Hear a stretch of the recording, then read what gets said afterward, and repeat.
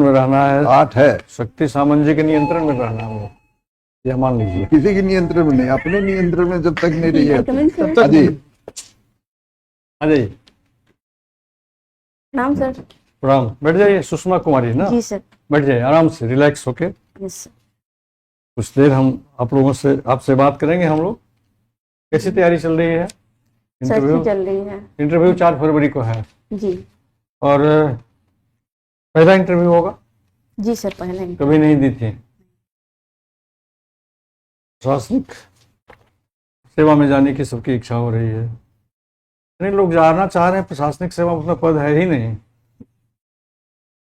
उसी में से सिलेक्ट होना, महात्मा गांधी आपके आदर्श सबको पीछे धकेलते हुए सिलेक्ट हो जाना है ना। जो Yes, sir. जो 2 कैंडिडेट को हरा दिया वो विजयी हुआ, यही ना है? जी। गणित तो यही है। जी। तो इसलिए आप में प्रतिभा बिल्कुल होगी निश्चित रूप से। महात्मा गांधी आपके आदर्श है। जी। आज के समय में सामाजिक परिदृश्य में, समाज में जो थोड़ी सी भ्रांतियां हैं, थोड़ी जो विविधता है, पारिवारिक एकता नहीं है, सामाजिक एकता नहीं है, उसमें गांधी जी का कौन सा सिद्धांत, कौन से विचार लागू किए जाए? गांधी जी का तो सबसे पहले जो नैतिकता का सिद्धांत है, गांधी जी अपने जीवन में नैतिकता को बहुत ज्यादा जोर देते हैं उस पर, ठीक चाहे है। वो राजनीतिक संदर्भ में हो या फिर सामाजिक संदर्भ में। उनका कहना है कि व्यक्ति जो व्यक्तिगत जीवन में है वही उसका काम सार्वजनिक जीवन में भी होना चाहिए। व्यक्तिगत जीवन में अगर नैतिक है तो उसको वही जिम्मेवारी सार्वजनिक जीवन में भी होनी चाहिए। सत्य अहिंसा जैसे विचार भी है। स्वराज का सिद्धांत था उनका। जी क्या कल्पना थी उनकी, क्या चाहते थे? सर, उनका स्वराज का सिद्धांत कहता है कि व्यक्ति अगर खुद तो अगर नैतिक नहीं होगा, नैतिक रूप से स्वतंत्र नहीं होगा, तब तक राजनीतिक स्वतंत्रता किसी काम की नहीं होगी। व्यक्ति को नैतिक रूप से स्वतंत्र होने के लिए सामाजिक जो बुराई है, चाहे वो अस्पृश्यता का हो या फिर ऊंच नीच का हो, इन सब को खत्म करके ही हम लोग राजनीतिक रूप से स्वतंत्र होंगे, वो फलीभूत हो पाएगा। विश्व इतिहास में बहुत सी घटनाएं घटी, सभी इतिहास में, भारतीय इतिहास में भी घटी। तो विश्व इतिहास में कुछ ऐसी घटनाएं घटी जिसकी पुनरावृत्ति होने की आशंका लगी हुई है, बनी हुई है। कुछ वैसी घटनाओं का जिक्र कीजिए जो विश्व इतिहास में घटी और अभी जो घटित होने वाली हैं, या जिसके बादल अभी घनीभूत हो रहे हैं। यस सर, इसके लिए तो वर्ल्ड वॉर 3 का जैसा माहौल बनता हुआ दिख रहा है। बहुत सारे विशेषज्ञ मान रहे हैं कि जैसा जियोपॉलिटिक्स चल रहा है तो हम लोग वर्ल्ड वॉर 3 की तरफ बढ़ रहे हैं। पहले फर्स्ट वर्ल्ड वॉर हो चुका है। तो सबके कारण अलग अलग थे। यस। एक कॉमन कारण बताइए जिसके चलते विश्व युद्ध हुआ, द्वितीय, और फिर अभी होने की संभावना। सर, मुझे लगता है कि वर्चस्ववाद की लड़ाई की वजह से ही। पहला, जी। ठीक है। और दूसरा? तो दूसरा भी राष्ट्रीयता, जो उग्र राष्ट्रीयता होता है। उग्र राष्ट्रीयता। जी, और सवाल? उसकी वजह से। और तीसरा, आर्थिक संसाधन पर अपना अधिकार हो, हमारा जियोपॉलिटिक्स में वर्चस्व हो। तो सर, ये सब कुछ संदर्भ है। और पूरे विश्व में हम अपनी दादागिरी करें, वर्चस्ववाद का ये दूसरा अध्याय हो गया। यूएनओ आज क्यों विफल हो रहा है अपने कार्य में? तो यूएनओ को विफलता हम नहीं मानते हैं।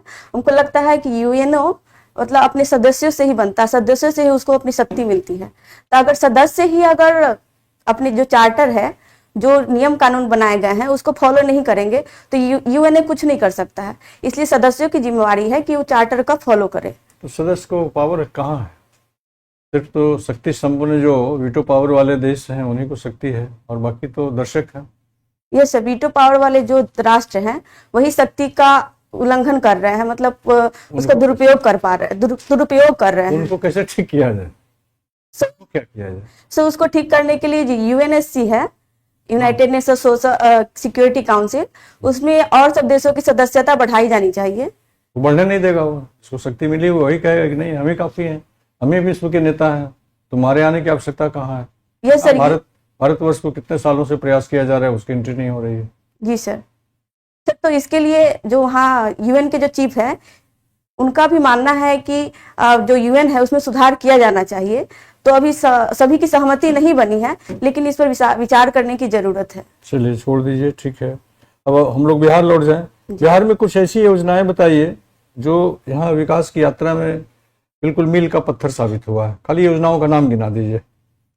ये सबसे पहला तो मुझे लगता है शराबबंदी जो कानून था, दूसरा वह महिलाओं के लिए जो जीविका कार्यक्रम शुरू किया गया, और उसके अलावा महिलाओं को जो शिक्षा में 35% आरक्षण दिया गया, ये सब। और कृषि में भी जैसे कृषि रोड मैप कार्यक्रम लाया गया, ऐसे कुछ बिहार सरकार की कौन सी योजनाओं का लाभ आपको मिला? मुझे बिहार सरकार के जो सिविल सेवा प्रोत्साहन योजना है उसके लिए कन्या उत्थान योजना राशि का 35% आरक्षण है, उसका लाभ मिला, ऐसे कुछ लाभ मिला। साइकिल योजना, यस सर, बिल्कुल साइकिल योजना। वहां से शुरू करना चाहिए था आपको। Sorry sir. अच्छा ये बताइए,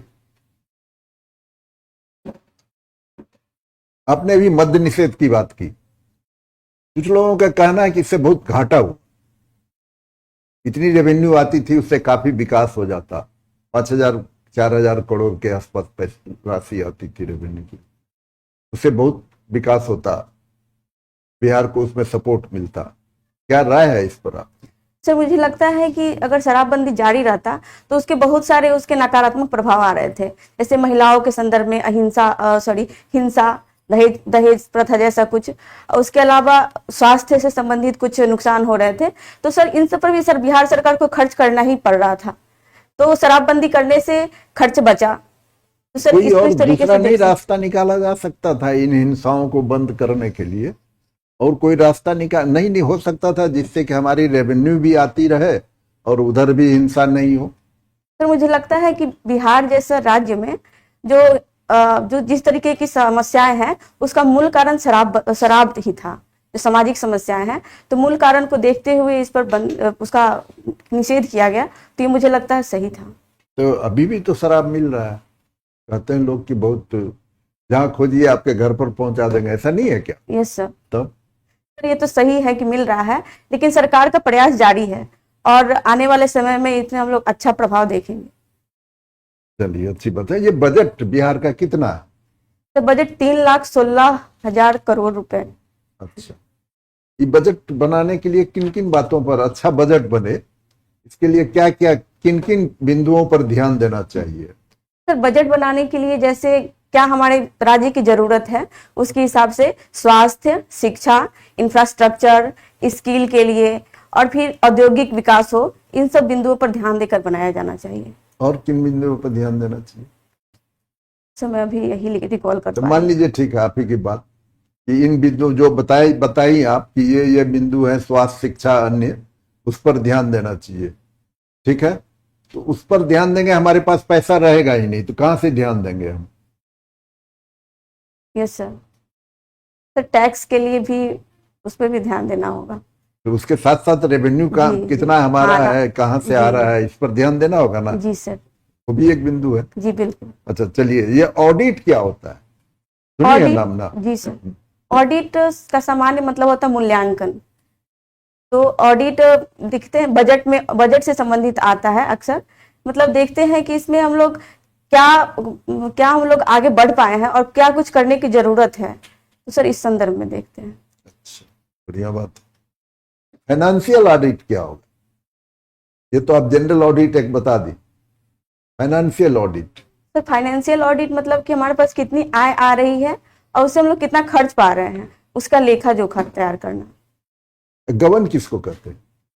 गबन, सर गबन मतलब पैसा, जैसे कि कोई भी मद में पैसा खर्च हो रहा है तो दिखाने के लिए पैसा जितना कोई आंकड़ा है उतना खर्च हो रहा है, लेकिन सर वास्तविक धरातल पर उतना पैसा खर्च नहीं हो पाया, तो जो राशि खर्च नहीं हो पाई वही सर गबन कहलाएगी। चलिए शक्ति जी। ठीक है, मुझे ये बताइए कि कृषि के क्षेत्र में सरकार को कौन कौन से प्रयास करने चाहिए, कुछ रास्ता बताएंगे? यस सर, कृषि के क्षेत्र में सरकार को ध्यान रखना चाहिए कि हमारा जो भौगोलिक स्थिति है उसके हिसाब से, जिस एरिया में जिस तरीके की भौगोलिक संरचना है, भौगोलिक स्थिति है, उसके हिसाब से कृषि कार्य किया जाना चाहिए। जैसे कि हमारे उत्तर भारत में जलोढ़ मिट्टी है तो वहाँ पर चावल, दाल, इन सब की खेती होगी तो उसमें उत्पादकता बढ़ेगी। और सर जो दक्षिण भारत है उसमें उस तरीके की उत्पादकता वाली जमीन नहीं है, तो वहाँ पर मोटे अनाज जैसे अगर खेती की जाए तो उसके लिए उत्पादकता बढ़ेगी। अच्छा, मुझे ये बताइए कि जो वेस्ट जो निकलता है, डोमेस्टिक वेस्ट जो होता है या फिर और भी जो वेस्ट है, उसको कैसे मैनेज किया जाता है, वो सब जानना है। सर डोमेस्टिक जो घर से निकलते, कृषि से संबंधित नहीं। कि कृषि से संबंधित आप मान लीजिए कि जो वेस्ट है हमारा वो जाता Yes, कहाँ है, उसको मैनेज कैसे किया? सर वेस्ट भी दो तरह के होते हैं, जिसको एक बायोडिग्रेडेबल, नॉन बायोडिग्रेडेबल। तो पहले इसका क्लासिफिकेशन करके उसको छांट देंगे। अगर कोई ऐसा, बिहार में कैसे होता है, मैं उसके बारे में जानना चाह रहा ये सर बिहार में जैसे कि कचरा से कंचन बनाने जैसा वो है। सर उसके अलावा जो वेस्ट है उसको जैसे कि बायोगैस और उसके अलावा इथेनॉल, इन सब को बनाने में इस्तेमाल किया जाता है। हूँ।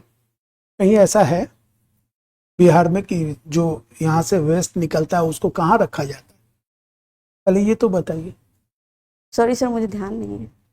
नहीं पता है? आपके घर पे तो डेली कलेक्ट करने आता होगा। Yes sir. फिर वो जाता कहाँ है? सर वो तो साइड कोई एरिया होता है, निश्चित एरिया, वहां पर उसको ले आकर उसको कभी इसके बारे में डिकम्पोज सोची किया नहीं जाता है। कि वेस्ट मैनेजमेंट होता कैसे है? यस सर, गहराई से नहीं सोचे हैं। ठीक है।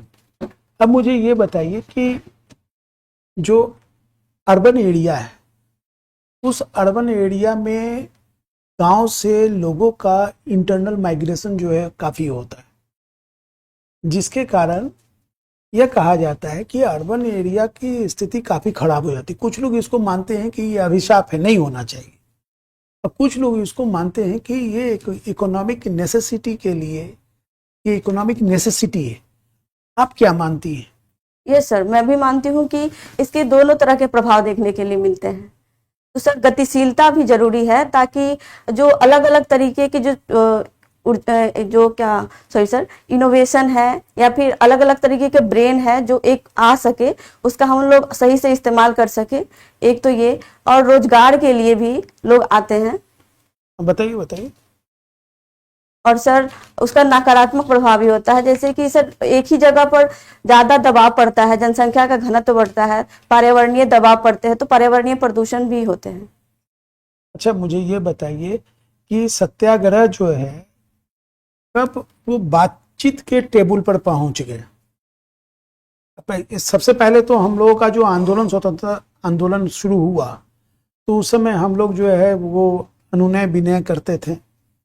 फिर उसके बाद हम लोग सत्याग्रह करने लग गए, और ये सत्याग्रह फिर जाकर के टेबल पर बात चली गई, अब नेगोशिएशन शुरू हो गए। तो वो कौन सा इवेंट है जहां से ये माना जाता है कि सत्याग्रह जो है नेगोशिएशन का रूप ले लिया? सर मुझे क्लियर याद नहीं आ रहा अभी, मैं अनुमान लगाना चाहूंगी अगर हाँ, लगाइए। होती तो।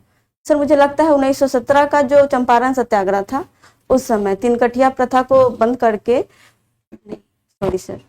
चलिए ठीक है सर। गांधी इम्पैक्ट था वो।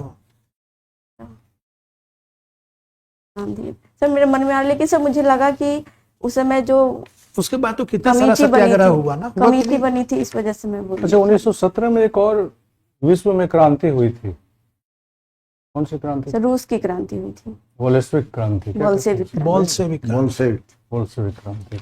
1905 में, इसके पहले ही रूस में एक क्रांति हुई थी, उसका क्या नाम था? रूस में क्रांति हुई थी। हाँ, 1905 में। सॉरी सर, अभी याद नहीं आ रहा। 1905 में भारतवर्ष में भी कुछ हुआ था, बहुत यस सर, बंगाल का विभाजन हुआ था। कुछ न कुछ घटनाएं जी। ऐसी। और जार कब हराया गया था? जार को जापान के द्वारा। जापान के द्वारा? सर जापान के द्वारा उसके बारे में ध्यान नहीं है अभी। चलिए, अब हिस्ट्री है ना आपका। नागासाकी में या हिरोशिमा में कब बम गिराया गया था, ये नहीं पूछ रहे हैं आपसे हम लोग। जी। चलिए, बढ़िया है सुषमा।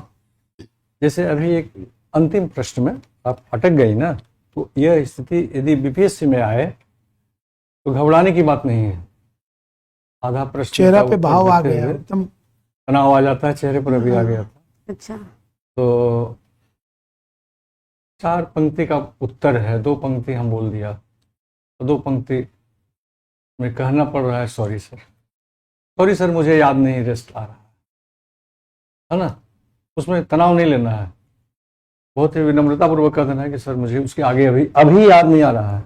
यदि याद आ गया 3 मिनट में, 4 मिनट में, तो अनुमति लेके कह देना। नर्वस नहीं होना, कॉन्फिडेंस लेवल अच्छा है आपका, अच्छा, स्पीकिंग पावर बढ़िया है, प्रेजेंटेशन बहुत अच्छा है, इसलिए कि अध्ययनशील है आप, आपने पढ़ाई की है, तैयारी की है, तो ये बना हुआ रहे एनर्जी। ड्रेस आपके ठीक है इंटरव्यू के लिए? जी अखबार डेली पढ़ ही रही होंगी? जी सर। डेली पढ़िए। बहुत अच्छा था आपका, हाँ। पॉजिटिव थिंकिंग था, क्रिटिकल थिंकिंग कर रही थी, प्रश्न को समझ रही थी, फिर उसके बाद एनालिटिकल पावर था, पोस्चर गेस्चर आपका अच्छा था जिस पर वर्क नहीं करना है आपको, कम्युनिकेशन आपका अच्छा है, बॉडी लैंग्वेज आपका अच्छा है। एक प्रश्न नहीं डिसाइड करता है ना, यस सर। वो तो इस कारण आपसे पूछा गया कि जब चूंकि एकदम लीक से हट के पूछा गया ना, ताकि मैं चेक कर रहा था कि ऐसे परिस्थिति में आप रिएक्ट कैसे करती हैं, तो वो तनाव में नहीं आना, यही बात सर ने आपको कहा, निर्भीकता थी, है ना। निर्भीक होकर आप उत्तर दे यस रहे सर। थे। कोई एक बहुत बड़ी प्रश्न पूंजी किसी के है। पूरे पर्सनालिटी को जज नहीं करेगा। जी बिल्कुल। ठीक है, शुभकामनाएं आपको। और सर जैसे मुझे लगता है कि मैं सही शब्दों का इस्तेमाल करके नहीं बोलती हूँ, नहीं नहीं ऐसा नहीं। नहीं, कॉमन अच्छा बोला। भाषा। नहीं नहीं ठीक है, कॉमन भाषा अच्छा है, सबसे बढ़िया है। सर लेमन लैंग्वेज जिसको नहीं बोलते नहीं हैं, नहीं ठीक है, समझ में वैसा आनी नहीं है, चाहिए। वैसा कुछ ऐसा नहीं है। कुछ वो लेमन दिमाग में से नहीं। निकाल दीजिए आप। नहीं नहीं ये ठीक है। साइकोलॉजी नहीं, एकदम आपका बहुत सही, बहुत अच्छा है। बहुत सही था। जी sir, thank you. All the best.